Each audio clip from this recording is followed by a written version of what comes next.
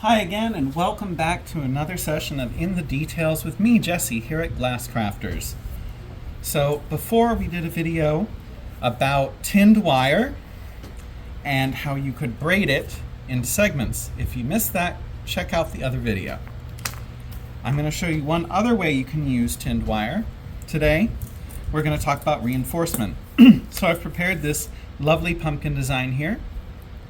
Not quite finished. The pattern is on the Glasscrafters website under the seasonal section. It's also under our free pattern section. It's an old Spectrum sponsored pattern, so it's quite old at this point, but it is a free pattern. So what we're going to do today is show, you see this big seam and how there ended up being quite a bit of a gap in there. If you have a seam that's might wobble or is too wide, you can reinforce it using tinned wire. So what you want to do here is, if you have a corroded tip like I do, this wire is a little old, I'm going to cut that off. And I am simply going to stretch out and smooth some of my wire so it's easier to work with. And what we're going to do is we're just going to solder it right into this line. Copper, the center of the wire is copper, which, as we know, solders, that's why we use copper foil. And the outside is tin, which is one of the components in our solder itself. So the whole thing is extremely easy to solder into work. So I go ahead and I get a section here, and I'm going to lay it down on top of my solder line. Do not hold on to the wire anywhere near where you're about to solder, because heat's going to conduct up it very, very quickly.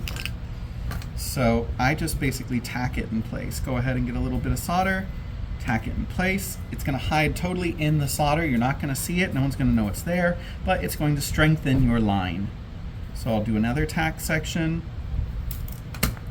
And I'm just tacking it this way so as to avoid burning my fingers pretty badly, because it's no joke about you're holding, 700 and some degree iron. The heat's going to travel up that wire like a hot button.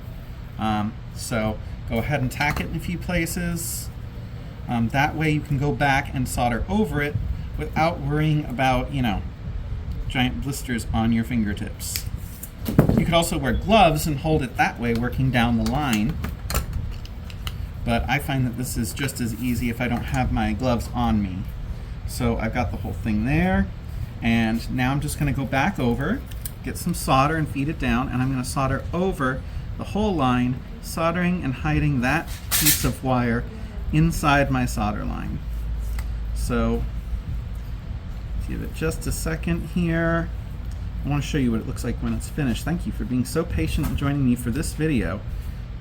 We are on glasscrafters.com doing a promotion on the tinned wire so that you can get more of these decorative techniques and reinforcement techniques for yourself. I'll put it in the comments, but the code is WIREMEUP, and it's good for 10% off of any gauge of our tinned wire. So here we go. You can see it is nice and hidden in there compared to my other lines. You do not know that reinforcement is there, but it filled some of that gap, and it's a very strong joint now.